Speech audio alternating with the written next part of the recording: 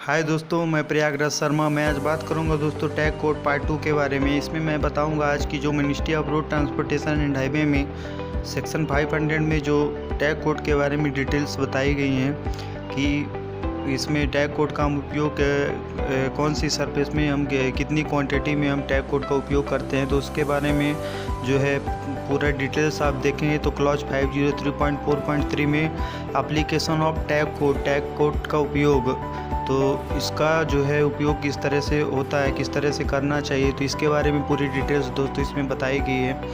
इसमें कहा गया है कि the application of tack coat shall be at the rate specified in table 500-5 and it shall be applied uniformly if rate of application of tack coat is not specified in the contract then it shall be the rate specified in table 500-5. No dilution or heating at site of RS1 between emulsion shall be permitted.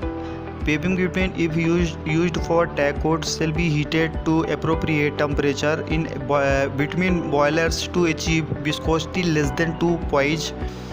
The normal range of spraying temperature for a bituminous emulsion shall be 20 degrees Celsius to 70 degrees Celsius, and for cutback 50 degrees Celsius to 80 degrees Celsius. The method of application of tag coat will depend on the type of equipment to be used, size of nozzles, pressure at the spray bar, and speed or forward movement. The contractor shall demonstrate at a spraying trial that the equipment and method to be used in capable of producing a uniform spray within the tolerance specified.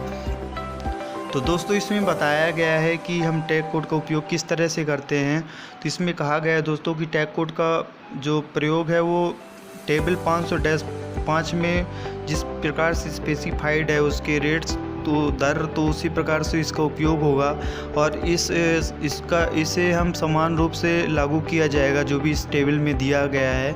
और यदि tag code का उपयोग की दर जो है contract में निर्दिष्ट नहीं है, यदि दिया हुआ नहीं है, तो यह टेबल 500-5 में निर्दिष्ट जो दिया हुआ है उसी रेट के हिसाब से उसमें डाला जाएगा। और प्राइम कोड के ऊपर या जो भी सरफेस वहाँ ग्रेनुलर सरफेस या सीमेंट कंक्रीट पेमेंट है तो उसके ऊपर जो है जो टेबल 500-5 में दिया उसके अकॉर्डिंग डाला जाएगा, यदि उसमें कॉन्ट्रैक्ट में ये जो है स्पेसिफाइड नहीं किया गया है। तो इसके बाद दोस्तों RS1 बिटवीन इमल्सन की साइड पर किसी भी तरह के कमज़ोर पड़ने या गर्म करने की अनुमति नहीं दी जाएगी, कि इसमें हम मात्रा इसकी कम नहीं करेंगे और ना ही इसको हम ज़्यादा गर्म करेंगे। जितना इसमें सूटेबल टेम्परेचर है उतना ही होना चाहिए। जैसा कि यदि टैग कोड के लिए फ्रेंसिक बिटवीन का उपयोग किया जाता है और उसी बिटवीन को हम बॉयलर में उपयुक्त टेम्परेचर पर गर्म किया जाता है। जो टैग कोड होता है उसको बॉयलर पे उसके सूटेबल टेम्परेचर जितना अप्रोप्रिएट टेम्परेचर होता है उस टेम्परेचर पर उसको गर्म किया जाता है, ताकि जो बिटवीन हम यूज कर रहे हैं टैग कोड के लिए तो उसमें विस्कोसिटी जो है वो लेस देन 2 पॉइज हमको अचीव हो सके। तो इतना हमको टेम्परेचर उसमें बॉयलर में रखना है और उतने ही टेम्परेचर में हमको बिटवीन को गर्म करना है। और बिटवीन इमल्सन के लिए छिड़काव के लिए टेम्परेचर का जो लिमिट दोस्तों है इसमें 20 डिग्री सेल्सियस से 70 डिग्री सेल्सियस तक हमको बिटुमिनस इमल्सन का टेम्परेचर रखना है साइड में डालने के लिए। नॉर्मल रेंज जो रहेगी इतना ही रहेगी इसमें साइड में छिड़काव करने के लिए। और जो कट बैग हम यूज करते हैं बिटवीन कट बैग, तो उसका टेम्परेचर जो रहेगा दोस्तों वो 50 डिग्री सेल्सियस से 80 डिग्री सेल्सियस तक उसका टेम्परेचर हमको रखना होगा जब भी हम साइड पे उसका स्प्रे करेंगे तो। और टैग कोड लगाने की विधि, उपयोग किए जाने वाले उपकरणों के प्रकार, नोजल के आकार और स्प्रे बार पर दबाव और गति या आगे की गति पर निर्भर करेगी।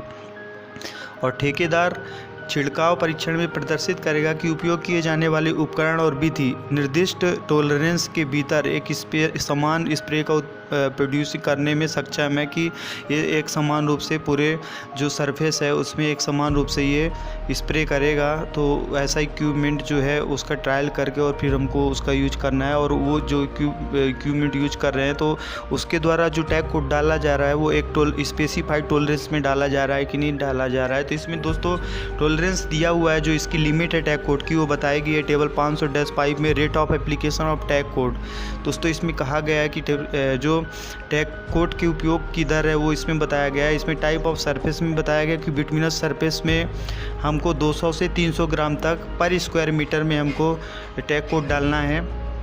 जो भी इंजीनियर रहेंगे वो बिटुमिनस सरफेस में 0.20 से 0.30 kg पर स्क्वायर मीटर में वो स्प्रे करेंगे टैग कोड का। और यदि हम ग्रेनुलर सरफेस के ऊपर करते हैं जिसमें प्राइम कोड डाला जा चुका है तो उसमें हम दोस्तों 250 से 300 ग्राम पर स्क्वायर मीटर तक हम उसको इसमें स्प्रे करेंगे। 0.25 से 0.30 kg पर स्क्वायर मीटर में हम स्प्रे करेंगे टैग कोड। इसके बाद यदि हम सीमेंट कंक्रीट पेमेंट के ऊपर टैग कोड का इस्तेमाल करते हैं तो उसमें 300 से 350 ग्राम तक हम पर स्क्वायर मीटर तक उसमें टैग कोड स्प्रे करेंगे। मतलब कि 0.30 से 0.35 kg पर स्क्वायर मीटर तक हमको टैग कोड का उपयोग करना है उसके ऊपर दोस्तों। तो दोस्तों इस प्रकार से इसमें डिटेल्स बताई गई हैं, तो आपको समझ में आया होगा। इसके बाद इसमें क्लॉज 503.4.4 में क्यूरिंग ऑफ टैग कोड के बारे में बताया गया कि हमको टैग कोड का जो स्प्रे करते हैं तो उसकी किस प्रकार से हमको क्यूरिंग करना है, उसके किस प्रकार से उसको केयर करना है उस टैग कोड लेयर की। तो इसमें दोस्तों कहा गया कि the tack coat shall be left to cure until all the volatiles have evaporated before any subsequent construction is started.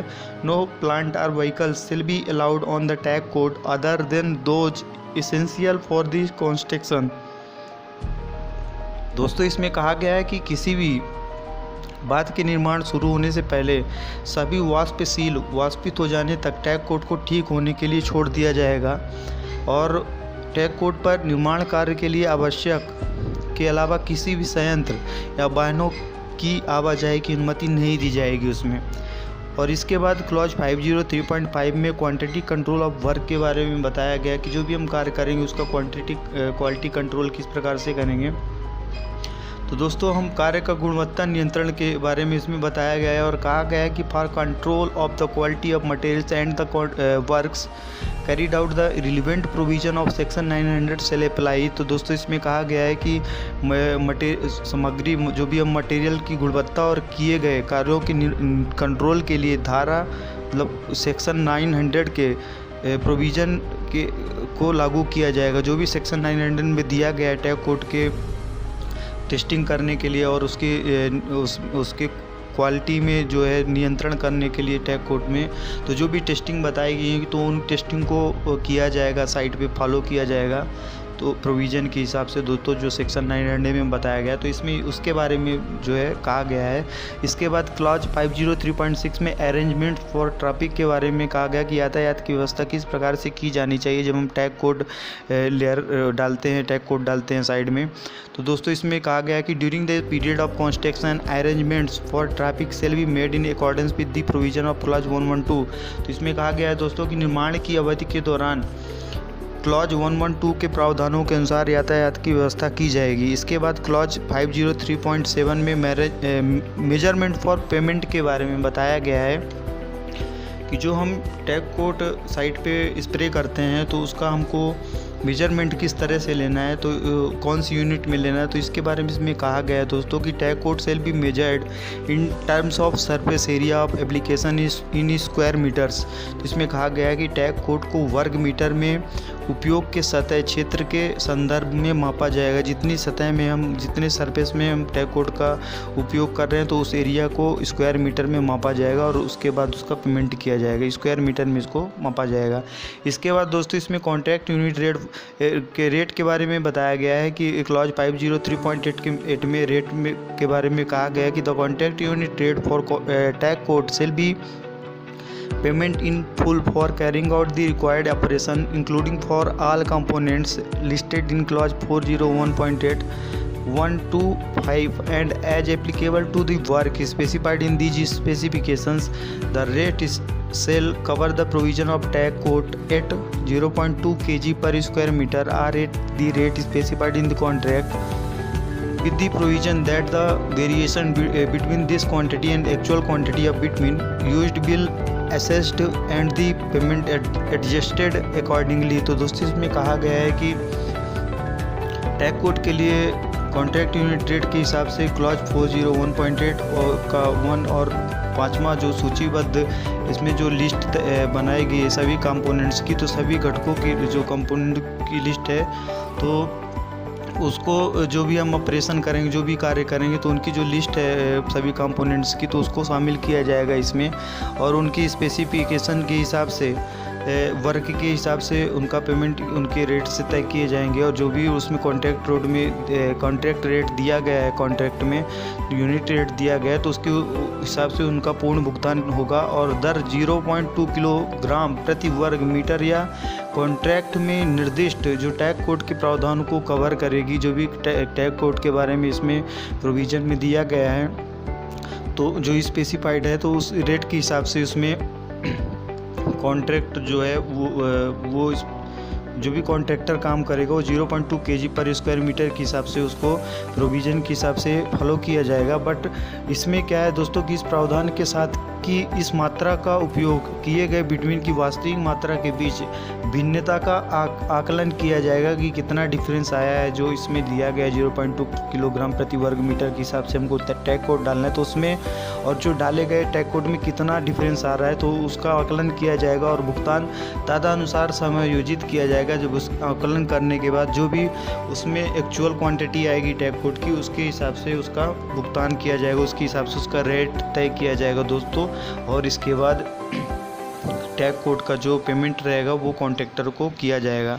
तो इसके बारे में इसमें पूरी डिटेल्स बताई गई है कि टैग कोड का हम उपयोग किस तरह से करते हैं हमको, और कितने केजी उपयोग करना है पर स्क्वायर मीटर में, और कौन सी लेयर में हमको कितने केजी यूज करना है। जैसे बिटुमिनस सरफेस है, ग्रेनुलर सरफेस है, या कि सीमेंट कंक्रीट पेमेंट है, या कि ग्रेनुलर सरफेस ऐसी है जिसमें प्राइव कोड डाल चुके हैं, तो उसमें टैग कोड डालना है, तो उसमें कितनी मात्रा डलेगी। तो इसके बारे में पूरी डिटेल्स दोस्तों इसमें आपको विस्तार से मिल जाएगी। तो उम्मीद है आपको टैग कोड के बारे में अच्छी तरह से समझ में आया होगा।